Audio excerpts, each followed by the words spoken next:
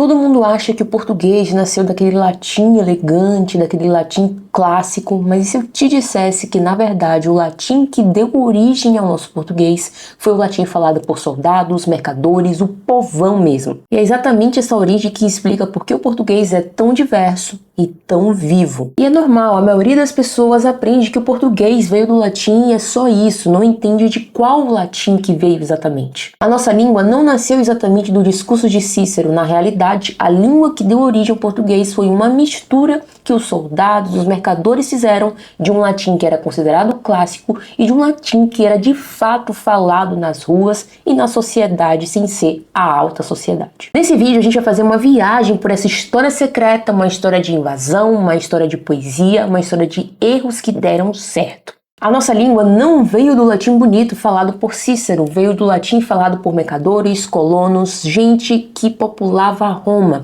Ou seja, as pessoas do alto clero, da alta sociedade, sim, falavam latim clássico, o latim que era das leis, o latim de Cícero, mas essas pessoas não refletiam a massa de pessoas que utilizavam um outro tipo de latim. Mas tudo começa em Roma. O latim era a fala de um povo pequeno e rústico da Península Itálica. Com o crescimento do Império Romano, essa língua atravessou o continente, chegando da Lusitânia até a Mesopotâmia, do norte da África até a Grã-Bretanha. Só que não era um latim único, havia um latim clássico da elite, usado em discursos e na poesia de autores como Horácio e Virgílio. E havia o latim vulgar, cheio de gírias e simplificações. E foi esse último que sobreviveu.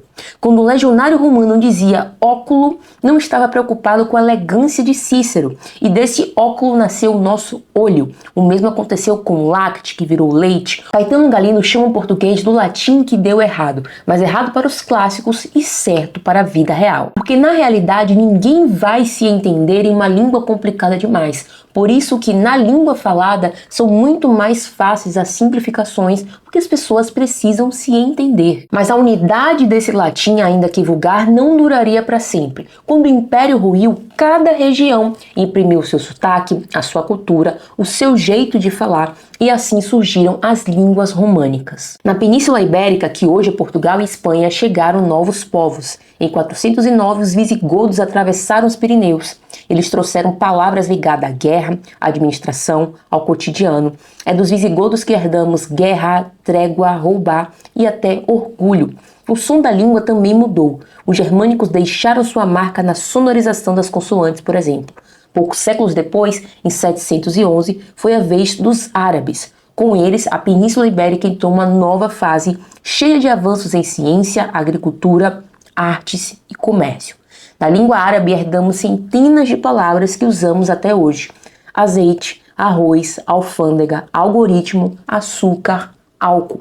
Algumas como laranja ou escarlate, eles próprios tinham tomado emprestado dos gregos e persas antes de nos passar. Otto Maria Carpo também lembra que esse latim puro não existe porque nós sofremos invasões, nós tivemos influências e tudo isso, esse caldeirão cultural, impactou na nossa língua. Nesse ambiente de mistura que no século XII surgiu o galego-português. O galego-português é a origem do nosso português, mas nesse momento ainda não chega a ser o nosso português, mas também já não é aquele latim vulgar que a gente sabe. É nesse século XII que começa a aparecer os primeiros documentos em galego-português, com aquela poesia trovadoresca, aquela musicalidade, e a gente vai começar a entender esse surgimento do português. E para você lembrar dessas cantigas trovadorescas, basta imaginar as cantigas de amigo e as cantigas de amor. Com o século XV e XVI, os portugueses começam a levar a sua língua para o mundo. As navegações ampliaram o alcance da língua, que chegaram à Ásia, ao Brasil e também à África. Ainda hoje esse legado é percebido. O português é falado em Portugal, Brasil, Angola, Guiné-Bissau, Cabo Verde, São Tomé e Príncipe e em diversos outros países. No Brasil, a história foi particular. O português chegou como língua da metrópole, mas se transformou em língua mestiça. Alfredo Bose chama esse processo de complexo colonial. O português se encontrou com o tupi, com línguas africanas como o quibundo e mais tarde com o alemão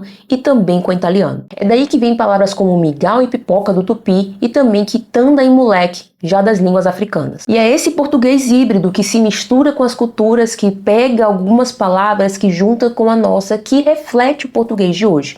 Se o português não fosse uma língua viva, nós provavelmente estaríamos falando um outro tipo de português, mais parecido com o de Portugal, e é por isso que existe e deve existir um português brasileiro, porque o português brasileiro reflete o português, a língua que falamos aqui no Brasil, e que nada tem a ver com a língua de Portugal, no sentido de ter que se parecer ou ter que falar uma língua de Portugal, porque o português de Portugal é mais bonitinho, ou porque o português de Portugal é o português certo. Isso não existe. Existe uma língua viva que é feita por brasileiros e essa língua se chama português brasileiro. O português, no entanto, só se consolidou lá pelo século XIX com o romantismo. E o Otto Maria Carpo diz algo bem importante. Isso só foi possível de acontecer por causa da literatura. Foi a literatura que deu esse prestígio para a língua e fez com que o português de fato se destacasse. Em Portugal, Almeida Garré e Alexandre Herculano, e aqui no Brasil, Gonçalves Dias e José de Alencar. Eles transformaram o português em uma bandeira nacional, não só como um legado, como uma herança,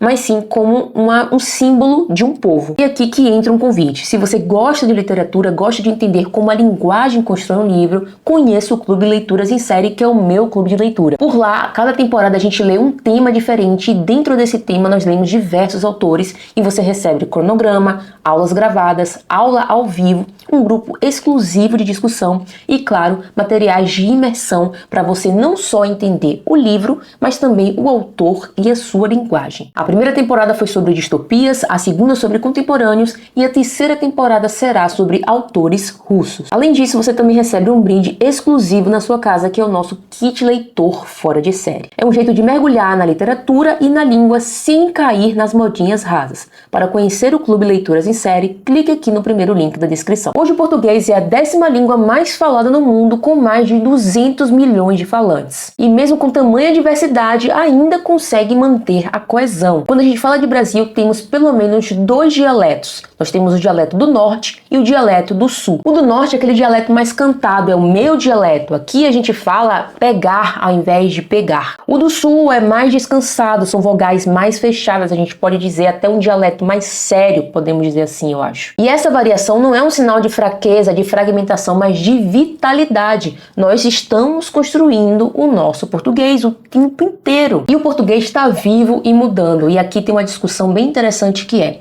ok, Ana, o português está vivo e mudando, então por que a gente ainda se apega a essas normas gramaticais, a uma gramática normativa? Bom, eu entendo por um ponto muito mais filosófico e até mesmo filológico do que um apego do tipo pessoas que falam errado e pessoas que falam certo. Eu sei que existem linguistas e pessoas que acreditam nisso, mas eu vou muito mais do tipo um registro do que a gente encara como uma língua, uma norma culta, uma norma que as pessoas, quando estão falando de assuntos, por um exemplo, diplomáticos, um assunto, sei lá, dentro da ONU, vão utilizar.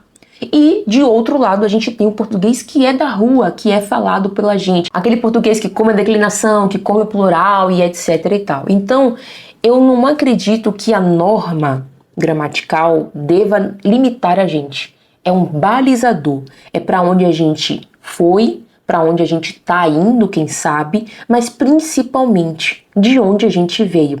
As origens do português também são importantes para a gente entender o que a gente quer mudar. O que a gente pode mudar? E o que a gente precisa mudar para que a gente consiga refletir o que está acontecendo aqui de fato. A história do português é a história de um erro que deu certo. O latim vulgar, que era visto como degeneração pelos clássicos, venceu o latim erudito. Misturado a germânicos e árabes, cantado por trovadores, levado à colônia e reinventado no Brasil. O resultado foi uma das línguas mais ricas e mais diversas do mundo. Se você gostou desse vídeo, não esquece de deixar o seu like, se inscrever no canal e também não esquece de conferir esse videozinho aqui em que eu te explico porque 50 Tons de Cinza é uma porcaria de livro. E eu te vejo no próximo vídeo.